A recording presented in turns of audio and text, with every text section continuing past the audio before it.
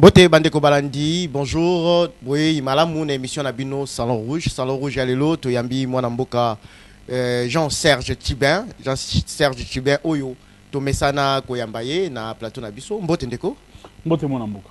Lelo to yambi osu na plateau na biso et salimwa mikolo.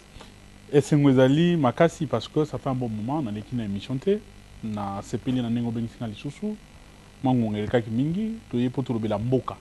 Parce que pambate mboka ezali na kati ya kokufa biso en tant que républicain, biso en tant que opposition, résistance to ko lembate ko donner au union sur mabe. Bino déjà botika mboko ya kokufa pour selon pouvoir na bino 18 ans après il y avait presque plus rien. Mboka kokufa batika ngote na budget il y a près de 5 milliards.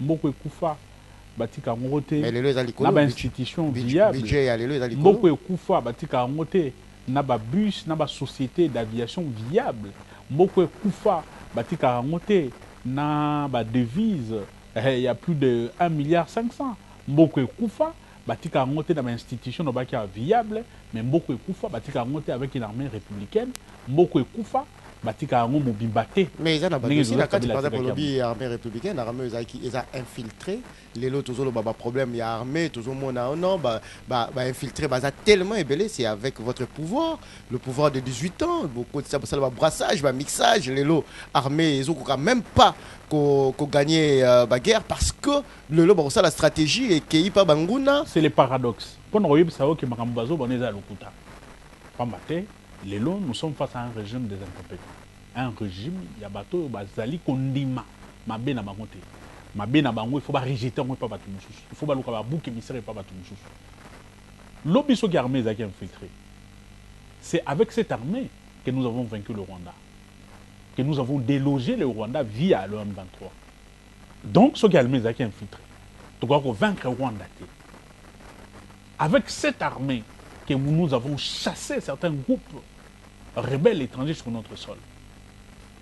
C'est avec cette armée que nous avons stabilisé la partie est de Mboka-na-Biso. Nous avions plus de 167 groupes armés. Mais tant que Joseph Kabila a aucun groupe armé, on a tiré la joue comme il balait ton monde.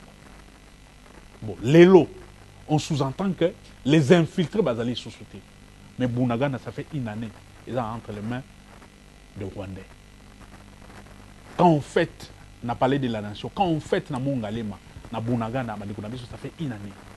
Aujourd'hui, avec cette armée, avec ces services de sécurité, au Babilelo, l'insécurité, ils allaient même dans la capitale, on ne sait pas comment maîtriser un mot. Les lots, l'insécurité, ils allaient dans Maïndombe, insécurité, ils allaient dans Djoubou, insécurité, ils allaient dans Ituri, insécurité, ils allaient dans Kouamuntu.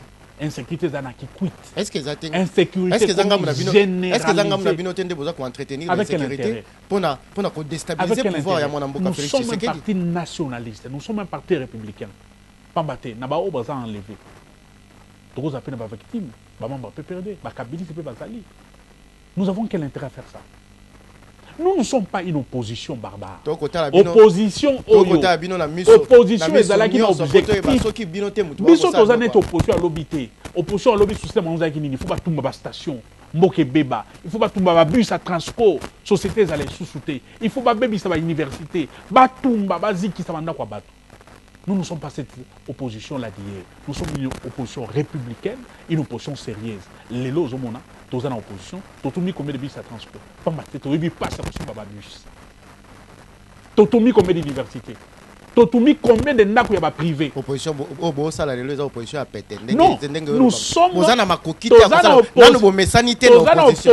Vous en lukande bo mesana. Nanu bo mesanité l'opposition. Opposition na bino ezaka ko critiquer ko boya baninga. Baninga basala likambo te za mabe. Pourquoi qu'on dit maté le komoko te ya malamu. Tozana opposition bato mayele. Opposition à solo. Opposition à bato ya boanya. Pambate. Babenga biso opposition à péter. Mais lelo opposition à péter. Comment enlever bato? Balobi, tokobanga mototé, s'il faut violer les droits de l'homme. Comment vous allez commencer à violer les droits de l'homme face à une opposition à péter?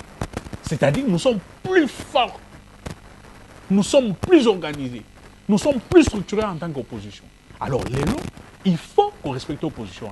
To boukite, to tumite, to tumi ba station te, to tumi banda kwa batote, mais nous sommes en train de faire reculer les pouvoirs dictatoriaux qui s'installent via l'UDPS, via l'Union sacrée. Moi, Namboka, Jean-Serge Tibin. tokoti vraiment na kati ya masolo pour na ebindenge tosolo laka na makambo etali République démocratique du Congo. Lelo be élection eza ko salema. Kala mingi te atotika na 5 ans. Pour na bino, botike faut faire carabo. Moi na mboka position na bison par rapport à ma ponami et banaki. Dès le début du processus électoral. Tourbaki, processus électoral qui était déclenché à l'époque, c'est un processus électoral à Mabé. Parce que la fondation, tout la base, c'est là qui biaisé. Bisso, tout ça qui partie prenante. Toyoko yebi sabandeko bazo kamba. Et pour l'intérêt à Mboka, ma ponami ezali lisano esanisaka bato nyonso. Il faut tous aller na mibeko ya malamu. Mibeko ko permettre bato nyonso baya ko compétir avec égalité, avec même chance. Bah ok les bisote. Bah ça les lois électorales ya mabe. Baya ko tia bureau ya seni ya mabe. Les autres commis na bureau moko où ils allaient tribaliser. To bana loi électorale au bino boana ba représentant na kati ya assemblée. Est-ce que ba représentant loi ezo salema bango ba vandi kimia ndeko na nga to Jason souci kaka ndeko ya kaka élection ndeko Jason est-ce que yebite que pouvoir oyo lelo esali ke mboso na bati ba comme la tête de l'Assemblée nationale na Sénat ezali pouvoir basala qui coup d'état institutionnel ils sont habitués avec les forcing. Est-ce que yebite que point de vue à ba député na biso na ba sénateur na biso ils aura plus en compte. C'est connu par tous. Mboso na ba commission na yo ezali téléguidé basala oyo bango balengi ba point de vue na biso to pisa na bande comme sous opposition et tu vas cause la prise en compte parce que eux estimaient que pour que monsieur Félix Tshisekedi allait en 2023 il faut organiser des choses de manière battée bah ça va forcer na monter les lois les lots conséquences nous avons une cour constitutionnelle régionalisée conséquence nous avons une CENI qui n'est pas consensuelle nous avons une CENI tribalisée. Conséquence, nous avons les secrétariats techniques de la CENI. Mais comment beaucoup la CENI est tribalisé parce que ce côté du bureau à CENI ou comment la bicolonion sur les alions. Bah cosa bah. Tozi président Azali Moto Kasai, le premier vice-président Azali Moto ya Sud, totali ba Kester Azali Moto Katanga. Tanga komonae. Aje Matembo. Ndeko oyo. Azali pe moko ya bino. Azali pe moko ya bino Aje Matembo. La vérité, vous la connaissez. Oh, outil en opposition. À moins que vous puissiez ignorer. Mais biso opposition au biso tout ça incarné biso ba résistant o to allez sima Joseph Kabila to tikala kotina ta moko te na sini et bongo Manara est le premier membre du PPD qui a été radié officiellement du parti. Bon ça il a discours voilà. Mon candidat est radié Manara. On a rendu ça public. Dès ce soir, le document existe, il est public. Le Rwanda est public, il a été radié. Donc, la bateau yo tangi wana bakena na autorisation, il y a PPRDT, bakena na autorisation, il y a Kabila T, bakena na autorisation FCCT. Ba maye bango bazo ko la kuna, ça n'engage pas opposition biso toujours représentée dans le plateau. Donc, bateau na bakena kuna na autorisation na bisoté. Maintenant, conséquence ya lelo, nous avons des choses qui ont été faites de manière que l'élection au Tokosala, en lieu de placer à la Maponami, qu'il y a consolider la démocratie. Au Joseph Kabila Tikaki, nous risquons d'avoir des élections où il y a bébisa, des élections qui diviser les Congolais en 2023.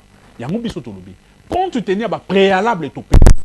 Tous à la Cour constitutionnelle, pour rassurer tout le monde, tous à la CENI consensuel, tous à la loi moko oya quoi peser oya pour permettre tout nous soit compétir pas compétir dans même sens dans même égalité mais surtout tous à la fichier électoral moko crédible tous à la na baka d'électeur au biloki kolongwate o nkoma ekolongwate lelo bon senga les nyonso wana ye kolakisa na miso batuke maye peut perdre le baki maye FCC le baki ba pesi biso raison à 4 mois ou à 5 mois des élections lelo bato azo baka d'électeur bilongi ici et longwe.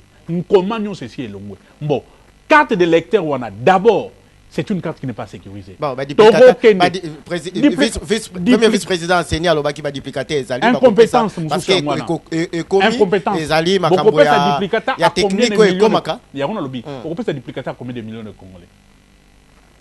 Na fourchette à timing. Mais le temps où auto va se présenter pour la Monique donc au même moment on peut ça duplicata nama indombe bokati ba auto kokata awa mais que élection moi na mboka Joseph Kabila organisé ka pe eza na ba mboka mususu élection ça na raté non tika na ya no la yote continue yozo ba duplicata d'abord problème duplicata boko ça na nombre ya bato boni parce que la majorité des Congolais aujourd'hui ba carte d'électeur na mongo bilungi ezalité comment ezalité c'est-à-dire bazali na carte d'électeur té so ko peut ça duplicata vous allez donner des duplicata à tous les Congolais c'est-à-dire ko senga susu eza processus ya enrôlement mususu. D'abord, avec le premier fichier qui n'a jamais été crédible, qui n'a jamais été un fichier où il peut permettre toujours l'élection malamu. Tilelo Kadima avec son bureau n'ont jamais affiché la liste. On a vu que Ndeko Jason, Ndeko Kingandi, à chaque cas d'électeur ici Kaboui. Batika ko publié en monté.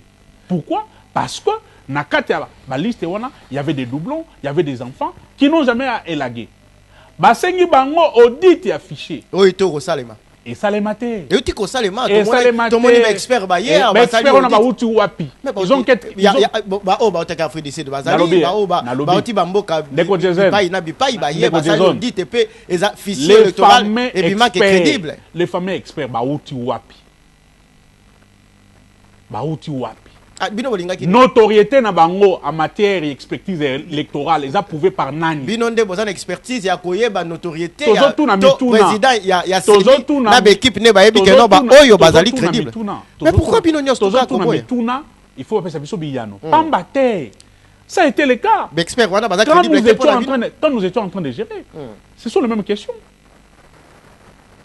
Expert faut bazala expert baza connu ba une organisation moko connue organisation na et une expertise en matière électorale les lo bazui quelques ambulants ba out Afrique du Sud ba la tisi ba expert ils sont envoyés ici ou ils sont accrédités par quel organisme pour na bino expert ezaki banani expert ba outi wapi bino bolingi ba utapi ba aux États-Unis mais faut ba uta na organisation moko sérieux ba baza ba africain bolingi bango te biso tona problème bazala ba africain bazala ba congolais te expert ba rota Sénégal expert ba rota ta Burundi expert ba rota même Congo Brazzaville nana ko attester expertise na bango bino na position d'abord et si ka bazo rota photo yeba organisation nini ba organisation en matière électorale bazala belé non photo yeba bango ne fisco Congo et si ka ba outi eza lisumu te oyo Congo et si ka bango ba outi to yebite expertise ya association te organisation tindi bango eyebani te.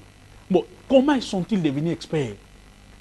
Et le Koboa Kosenga mwana mboka Jean-Serge Chibin, lelo ba recomposition, il y a cour constitutionnelle, CENI, il y a sika consensuel. Na ndenge to ebi politique mboka na biso za quand même na kata politique o lenge mo ebi politique ndenge za kota mboka na mboka o. Yo ndimisa mito kozwa une année, 2 ans. Pour tout ça, les sous biloko wana ya consensus, to lukasu su cour constitutionnel déjà zo sala musala, CENI zo sala dia musala to tika na 5 mois ya ba élection. Boza na poser élection te bino. Bongo nde bozo pesa ba congolais poser to ke na ba élection te. Otuni motuna malamu. Nazo peso avina nga po lobi na za elenge. Certes na za elenge mais en politique dans un mukulu. Ça fera maintenant plus de 20 ans ou 21 ans. Très bien. Que je suis actif dans la vie politique. Na kata fait une politique tangai. Actif. Nazo peso avina nga. La vie si n'engage que moi. Et ça a bien fait une politique nanga. Surtout lobby to revoir bureau na CENI, to revoir cour constitutionnelle, to revoir loi électorale. Et vous avez même pas un mois. Croyez-moi. Solo. Et que vous avez même pas un mois. Qu'est-ce que nous perdons? C'est un mécanisme. C'est simple, non? Le problème, nous savons, c'est Kadima et son bureau, qui a été contesté par la grande confession religieuse, l'Église catholique, l'Église protestante et certaines organisations. Et biso opposition. Si on se met d'abord d'accord sur la composition du bureau à CENI, nous allons apaiser tout le monde. Surtout si mon bureau à CENI. Donc il y a une loi. Parce que la loi, il y a déjà fixé la règle d'IG.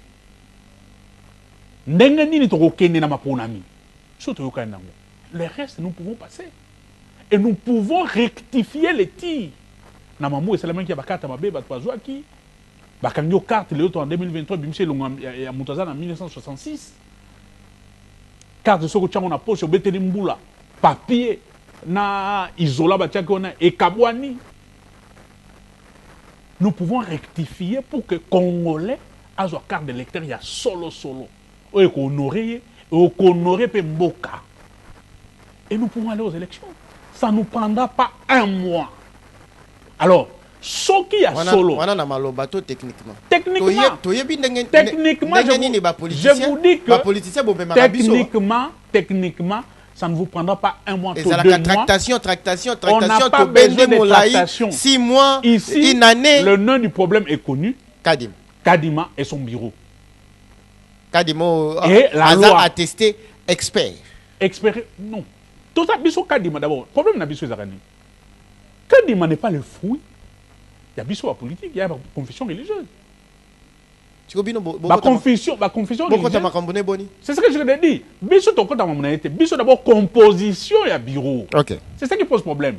On ne s'attaque pas à Kadima comme individu. Bato bataka Kadima, to bazo continuer à attaquer Kadima. Bato batinda kombo na ye. Oba boya ye ke bio bango batinda ye. Oba boya ye. Nenge pe ba boya ka un moment malonda. Mais pas obino bonga bossa forcing. Non. Forcing est à la raté. Donc, tout le monde va marcher à ce stade-là. À ce stade-là, nous on ne s'attaque pas à Kadima comme individu, on s'attaque à Kadima, yé nde buntu na bureau na ye. Ce qui to yokani na makamwana ya bureau ya seni. Tozui seni moko consensuel. Tozui mibeko ya malam ou quoi peser et ko rassurer mutu nyonso. Nous pouvons aller aux élections parce que nous sommes plus que prêts. Nous sommes le plus grand parti politique de ce pays. Nous sommes la première force politique. Nous sommes la première force politique de ces pays. Nous sommes prêts à aller aux élections si les préalables que nous avons donnés sont respectés. Ce qu'ils ont respecté? Mais ceux qui ont respecté aucun été. D'abord, ça les politiques à siège vide. Non, il faut que nous allons continuer. Nous allons continuer avec la résistance. La résistance s'impose face à un régime dictatorial finissant. La résistance s'impose parce que nous ne pouvons pas tolérer, après un coup d'État institutionnel au Basalaki, que le forcing est continué. Le forcing va s'arrêter parce que, au plus tard, le 30 décembre 2023, Maponami fait ça crédible, inclusif, apaisé, transparent. Non! Nous n'aurons pas des élections apaisées, crédibles, transparentes, la CENI organise avec le bureau Kadima. Oui, la CENI organise avec le bureau Kadima. Nous n'aurons pas des élections crédibles et transparentes, démocratiques avec la CENI. Le bureau Kadima, à travers son président, le bureau de la CENI, Bengisi bo opposant. Moi, je suis Kadima, Bino. Ah, Pandeko ba lobby. Sali makelele ba lobby boye ba carte ezomona na te bilongeza na problème ezobunga eza ba misusu azwi lelo lobby na tongo de 4 une semaine elongeza lisusu te ba problème ba pesi songolo pakala liste fichier électoral ba lobby liste ya affichage ya ba liste centre par centre abino na solo la na bande to ba congolais abengisi ba opposant to moni ba opposant ba kei batata to moni Sesanga to moni Fayulu to moni Moïse Katumbi peut perdre Boboy. Au juste beaucoup linganini. Même rencontre un apobo solo là entre les Congolais, bolinga ngote. Neko Jason peut perdre koki kokindité. Parce que nous sommes restés cohérents, logiques face à notre position. Qui reste jusque là inchangé. Biso to yebi kadima te na biro na ye. Moto biso to yebi te. Moto bisoto nimate, toko keno ko répondre à l'appel na ndegini. Nous sommes restés logiques et cohérents par rapport à notre position. Ceux qui sont partis là-bas, nous respectons leur choix parce que ebele bazo ba carte d'électeur. Ebele ba sangola. Bisoto sangola te parce que el maye ba kongoma ni bazo komona lelo, bisoto bona ngokala. Donc, on a ceux qui voyagent pour que Mukando a nangote. Naza un carte d'électeur dans la Non, mais c'est expiré. Naza un passeport dans la carte d'électeur, on est expiré déjà. Expiré en version. Potozana, oh, il y a carte d'électeur, on est expiré pour Nanine. Tozana, carte à Sika. Bon, yo carte d'électeur, yo zoa qui est longue, c'est longue. On commence à longue. Yanga est un commun. Nana bien. Yanga est un commun. La qui ça? Carte d'électeur, yo zoa, on commence à longue. Yanga est un commun. Et longue, c'est longue. Mais ça va continuer, tout est quand même longue. Les Congolais, depuis Yanga ezali na comment ezali ni les na validité Surtout que nous na banque, nan ba pesa musolo. Te ba ko ebisa ozo o kuna. Na labité, na banque ku tozo pour faire bazo cas d'électeur parce que yangang comme ezali elonye ezali. O ya sika elonye ezali comme ezali te. Ba opposant bazo solo. Donc bino fiabilité donc bolingi ko sola même na moto te bino bomi bendi na kwa na bino. Boza opposition spéciale. Toko solo la moto tondima te. Toko solo la moto yo azali fruit o abotomi na matrice à corruption te. Nous sommes restés logiques et cohérents par rapport à notre position. Tous ont respecté les positions de Bango, ils sont opposants. Tous ceux qui ont. Mais Bango Balobi, ils ont engagé Bango, puis dans la formation politique de Bango. Mais ceux qui ont na coupe à Batoligo, ils sont revenus sur les propositions à Bisson. C'est ni consensuel. Audit affiché électoral, révision à la loi électorale, la Cour constitutionnelle et autres. Affichage, il y a la liste. Ils sont revenus sur le même préoccupation. Mais sur le même préalable.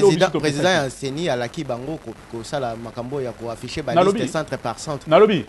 Et nous sommes ici dans une logique, il y a promesse. Nako. Okosala natango ni nangonga dini. Parce que les actions ou le programme, il y a procès électoral, les opérations, il y a procès électoral, et ça sera chronométré avec les timings. Dès que vous sautez une étape ou une étape n'est pas respectée, il y a pas que ça va forcer le reste, il y a programme. Et ça, la suite, logique, conséquence logique sur le suite, il y a processus. Tant qu'il y a zolobi que n'a quoi afficher, on a timing nini. Na timing nini. Pourquoi il n'avait pas affiché ça au moment voulu, au moment demandé? C'est la grande question. Pourquoi il n'avait pas affiché ça? C'est parce qu'il y avait des choses qu'il cachait. Aujourd'hui, et qu'il se cherche à modifier ces choses-là, à Zola Kabiso. Mais à Kolaka, le moment où il y a Zopé a affiché Bilokwana, ce n'est pas le moment voulu à publier Bilokwana. Audit affiché électoral, Bossé Ngassou et Salemato, Totikaka ou Salemangide. Biso ya motu ezali d'abord Biro Kadima. Ya motu ya. Biro Kadima Salabino Nini Bandeko ya PPRD. Pour que nous puissions avoir une élection apaisée ou des élections apaisées, qui et transparentes. Vous n'avez plus de base. Hein? Il faut revoir la composition du bureau. Vous n'avez plus de base parce que moi, on n'a même pas la force sur ça la pression. S'il vous plaît, nous devons avoir une CENI consensuelle. Et puis on peut revoir la loi et tout ça. Les restes, ce sont de petits détails que nous pouvons revoir à tout moment pour que notre procès électoral puisse avancer. Nous avons soif des élections. Les Congolais ont soif des élections parce qu'aujourd'hui, ceux qui gèrent ont montré leurs limites. Insécurité épaille, inflation galopante épaille, criminalité épaille, vie chère épaille, championnat et football et katana. Les équipes ne sont pas sponsorisées. Les pays est par terre. Vie chère, ils ont partout dans le monde. Secteur ni vie économique. Ils ont partout dans le monde, mon amboka. Secteur ni amboka na biso lelo les autres la malam. Égalité. Alors, les Congolais ont soif de mettre fin, de fermer cette parenthèse malheureuse. Bino pona bino, nyonso le 30 décembre 2023. Nyonso ekosalema na mboka pona bino eza mabe. Mais eloko malongo ezati. Soki basala eloko malongo trobeta maboko. Donc pona yo eloko malongo ete. Bon, takela nga yango, peut-être nga na bosani. Te ngane na kotuna. Mais na bindeko. Tout le monde est en côté. Tout le paquet les jours les aki malam. Au moment où l'argent a été détourné, les infrastructures qui devaient être construites ne sont pas construites. Tout le projet 100 jours qui s'est transformé en finance et canalisé à cause de l'IGF. Ndeko Jason. Tikana évolue. Tout le projet 100 jours qui s'est transformé en procès 100 jours. Ezaki malam. Plus de 500 millions ont été dilapidés. Tout le RAM, une escroquerie étatique à ciel ouvert. Oh, il laisse plus de 800 millions de dollars. Et bah Congolais, Ezaki malam. Tout le monde va parler ça va sommer là député. La corruption. Mais à ciel ouvert à l'Assemblée nationale. La pouvoir Joseph Kabila a fait ça. Tobandi na 2006 a fait ça ba député. Oh ba pesi bango. Après ba ko pesa ba député. Nalobi les lopé ba palisa. Ne comparez pas l'incomparable. Ah mais boni. Les véhicules qui ont été donnés à l'époque à ba député avec un soubassement. Oyo. Oyo. Mais ba kataka bango mbo na banque. Non. aucune justification. On a banque ni. Ezali te tout na ba député, ba te okata bangote. Ba ba ki eza don. Oh yabino baboya. Et puis ba pesi mi. Oh yabino baboya. Oh yabino baboya bokenda ko tuna batu mususu pona ni. Ba pesi mi tout na contexte ni, na contexte ozali na Covid. L'État est incapable. Ya ko somela batu wa masque. Ya ko pesa batu wa masque. Mais le gouvernement, il y a un économiste Félix Tshisekedi a préféré il y a ko pesa ba député ba di palissade. A préféré ko soma conscience à ba député avec 21 000 $. Et la conséquence est là aujourd'hui. Les pays par terre, ceux qui sont là-bas, qui ont été achetés, n'arrivent pas à travailler pour l'intérêt de la nation. Donc, surtout qu'il y a une élection, en décembre 2023, le PPRD, le FCC, Borozala, non partant. Pour tous le monde en dengue déjà, tous les comme en élection, bino non partant. Borozala, le quoi, IDP, c'est ça qui en 2006. D'accord, Jason. Je reviens sur mes mots. Borozala, le quoi, IDP, c'est en 2006. Nous nous sommes préparés sérieusement pour ces élections. Nous sommes plus que prêts. Mais Tolobi, bah préalable dans Bissou. Ils allaient préalable beaucoup fondé. Le peuple à comprendre, ils avaient préalable beaucoup fondé. Il faut les respecter. Si ils les respectent, nous allons nous battre en cas de résistance pour que ces préalables soient respectés. Et que nous puissions avoir des élections réellement apaisées, transparentes, démocratiques et inclusives en 2023. Lélo, le pouvoir, le pouvoir, il y a Union Sacrée. Union Sacrée est co-dirigée à travers Mwanamboka, le président de la République, Félix Antoine Tshisekedi Tshilombo. Lelo Bolobi, insécurité est à Namboka. Tango Kabila Zalaki président, insécurité est à quitter. Tout le monde a qui guerre est Zalaki. Mais le temps où il y a qui na où il y a Lelo, bon, qu'on peut ça, pouvoir où il y a chanté. Est-ce que l'opposition rôle langue zaka ko condamner to ko accompagner ko peut s'appeler ma proposition parce que bino bozaki na pouvoir. D'abord, s'il faut faire une comparaison, l'opposition d'hier qui est aujourd'hui au pouvoir, bah tu peux sa pouvoir Kabila chance. Parce que va diriger Kanante. S'il vous plaît. Non, il ne faut pas prendre des excuses que va diriger Kanante. Ce sont des démocrates. Certains jusqu'à ceux qui vont commis le pouvoir, ils n'avaient même pas le goût et le respect à Kabila président. Parce que Kabila chance, Batika Kopé ça va diriger chance. Batika la ça la proposition constructive pour l'avancement de la nation. Pour eux c'était des critiques, pour eux c'était des casses, pour eux il fallait violer, il fallait tuer. Nous ça la proposition à lobby à moi. Mais biso moi nous proposons. Donc ça va on proposition bien. Projet 100 jours. Non, plus exemple. Ce sont des projets que Joseph Kabila a laissés. Projet 100 jours. C'était des projets que Joseph Kabila a laissés dans les tiroirs. Beaucoup mignon, en tout cas, Joseph Kabila a laissé. Oh, bah, on va salir, qui viennent me contredire. Ceux qui vont me salir, qui vont me contredire. Donc, on a projet 100 jours. S'il vous plaît. Okay. Ce sont des projets que Joseph Kabila, des projets qui étaient aux études que Joseph Kabila a laissés dans les tiroirs. Ce sont des projets de la République. Tant que c'est un projet où il y a des études dans le ici. Continuez les études, prenez le temps que ça va prendre pour qu'ils aient un intérêt. Le projet, autant que vous allez lancer, ils vont prendre intérêt de la République. Ok, il a pu sauter. Il y a un projet, la commission, un projet, il y a la présidence de la République. Alors que c'était des projets qui devaient être gérés par le gouvernement de la République parce que la Constitution a vu ce signe gouvernement de la Géraka. Gouvernement nazarandais redevable devant l'Assemblée nationale et non la présidence de la République. Bah ok, il sauté. Bah créé dans Soukarango, bah betani mutu na 500 millions de liama. Mais biso to lobaka. Ram. Tobi sibango. Bisonde na tango na biso. Tozwa mi beko. Pour que ATPC n'a surtout s'il vous plaît, Bessonne. Et là, les bossons font mi beko. Bon, comme bête la tolo. Pendant que bossala na 18 ans oyo, il y a pouvoir bino bossala ngote. Nous avons lancé les fondamentaux d'une nation. Et les fondamentaux d'une nation passent par les lois. Une république évolue par les lois. Une république change par les lois. Et c'est ce que nous avons fait. Baye to bisima lolenge bino bozo salela makambu oyo ezali bongote bah, ok, la vie sauté. Ramener ici plus de 800 millions de dollars. Il y a Moïbe par Congolais. Nous avons proposé. Débat au Mona. Ndenge ba député Moussous à Union Sacrée. Bah, quand on menaçait une femme députée, il y a FCC. Bah, si Maï Nanzoto, moi, si Abat, bah, bétail. Parce qu'elle devait défendre leur famille politique. Mais en lieu et place, on défend la population. Donc, il y a autant de projets. Et si cas, Bissoto contribue scientifiquement, mais Bisso en tant qu'opposition. Alors, tous en pouvoir, nous sommes soutenus à ça.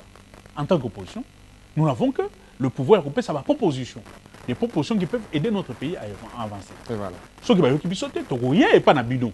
Tu bétambe la population à Ibake. Likamboboye, Pépère d'Alobaka, Likamboboye, FCC Alobaka. On s'arrête là et on continue à résister jusqu'à ce que la résistance n'a pas un mouvement pour qu'enfin nous puissions mettre fin à cette parenthèse malheureuse et noire de l'UDPS au sommet du Mélé. Lelo bozobele la arrestation des opposants. Ou baza kokanga bo opposant, ba ko traquer bo opposant, ba ko sala bo epona bo opposant. Mais tout le monde a qui pouvoir ou eleka ki ndenge bo opposant ba kanga maki eza eloko moko te. Lobby makambo bino bonne ko sala. Soki ezongeli bino po bakuti yo na mbeba, bakuti yo na munduki, bakuti yo na eloko songolo, bobeleli bakomi ko traquer bo opposant. Démocratie eza lisusu te. Batike comme jungle, le pouvoir, le chef de l'État koko beta loboko la table te et makambo esili tokoko kende boete pona bino eza kaka traque ya bo opposition, ya bo opposant. D'abord, la différence est là. Na 18 ans Joseph Kabila au pouvoir. Aucun communicateur de l'UDPS n'a jamais été arrêté. Mais des journalistes, oui. Tout ça, c'est ok. Parti opposition. Parce que l'opposition, le journaliste était. Il y a une mission opposition. Ok. Nous avons une étude comparative. Ok. Joseph Kabila a sali 18 ans au pouvoir. Aucun communicateur de l'UDPS était arrêté, j'étais en prison à cause de ses propos tenus à la télévision. Azati. Bon, tu retournes à bateau, peut pas côté. Baya ko répondre. Quoi ko répondre yo? Bazati. Bakoya po ba kolanda. Bazati. Mais maintenant, je vous cite. Dans 5 ans, il y a Félix Tshisekedi. Jimmy Kiteng est passé par la prison. Il y a un politique. Barnabé Milingano est en prison. Pour ma camonine. Non. Pour des propos tenus à la télévision. En tant que communicateur. Ok. Henri Magie, est passé en prison. Tu as vu Makambo et Alobaki? Ferdinand Kambere, notre secrétaire permanent adjoint, est passé en prison. S'il vous plaît. C'est TVT, Ferdinand Kambere, s'il vous plaît. Je vous parle des communicants qui ont été arrêtés dans 5 ans. Il faut qu'on ait Babakaraki Bango Ponani. Momo Molapo, secrétaire provincial en charge de la communication média, de la province de Bissau Lapo, a été arrêté. Pour la Makambonine. Pour les propos qu'il avait tenus à la télévision. Mais je vous ai dit que 18 ans, la liste n'est pas exhaustive. Ce qui n'a pas dans la province. Bakoya a répondre. Nabi, ce qui n'a pas dans la province, la liste n'est pas exhaustive. Mais, ce qu'aux 18 ans, Joseph Kabila, aucun communicant ou communicateur, il y a une personne n'a jamais été arrivé. Maintenant, au lobby, un journaliste. Hier, les journalistes ont été arrêtés. Oui. Oui. Aujourd'hui, combien sont en prison? Combien sont en prison? Bazate. Pius Romain Roland est passé par là. S'il vous plaît, Patrick Lokala est passé par là. Yves Bouya est passé par là. Tatiana Osango est passé par là. Je peux encore citer tant d'autres. Tant d'autres. La liste n'est pas exhaustive. Non, la liste n'est pas exhaustive. Combien sont insultés aujourd'hui? Combien sont menacés? Perrault Loa est en exil aujourd'hui. Bibi Kapinga est en exil aujourd'hui. Et là, on est poussé bon pas qu'il est en exil. Barnabé Kikaya est en exil aujourd'hui. Barnabé Kikaya est en exil aujourd'hui. Ceux qui ont autant de nombre de journalistes, d'acteurs politiques, de responsables de mon mouvement citoyen, au Bazali a arrêté, j'étais en prison. Certains sont en exil, et Zali est belé. Et puis, Tolandi, communication à Souka, chef de l'État. Et nous avons tout compris. Alors, Nakoyoka Motote, s'il faut violer les droits de l'homme, les libertés, les droits fondamentaux, Nakosala Yango. Tant que tata moko zalobi akoyoka Motote. Nalobi, le lenge bo analyser. Ya lobi, tokomi na Souka, mwana mboka. Nalobi, tant que yalobi akoyoka Motote, mutu wana nendani. Peuple mutu apesa ke mandat, ya ko défendre ye, puis ya ko lobela ye, ya ko salela ye. Tant que yalobi na koyoka Motote. Boni moto o lingo yoka te. Ozongele pour senga deuxième mandat. On est selon analyse non. Boni moto yo lingi koyokela te. Osenga ye deuxième mandat. Akope songo ndenge nini. Bo transformer maloba mokonzi mboka te. Tozo transformer te. Ye mdolo bien ngo. Tokomi na Souka. Ba droit de l'homme kozala violé. Ba liberté kozala violé. Ba droit fondamentaux ezali garanti na kati ya constitution. Mais na bato yo baza ko apporter atteinte na sécurité ya l'État. Na sécurité ya mboka. Na sécurité ya mboka. Discours wana ndeko Jason. Le chef et le garant de la sécurité. Na fête ya une année à Bunagana. Tozako de la discours na chef de l'État ça la contre Rwanda, ça la contre Burundi, ça la contre Ouganda. Il n'a pas fait ça. Il ne le fera pas contre les opposants. Non, ces arrestations, ces intimidations ne vont pas nous faire taire. Le combat que nous menons, c'est un combat juste et noble. Les causes que nous défendons, ce sont des causes communes. Et nous allons continuer à défendre ces causes parce que nous estimons que le pays est par terre. Aujourd'hui, rien ne marche dans cette République avec l'UDPS au sommet de l'État. Merci mon amboka Jean-Serge Tchubin na Ndimisami Congolais Balandio comprendre nous étions en face du communicateur du PPRD, cadre du PPRD mon amboka Jean-Serge Tchubin totondi obotondi na Ndimisami toko beta masolo mususu na mikolo ezali koya poto sola makambo etali mboka Congo eza ya biso nyonso to simbana poto kende liboso.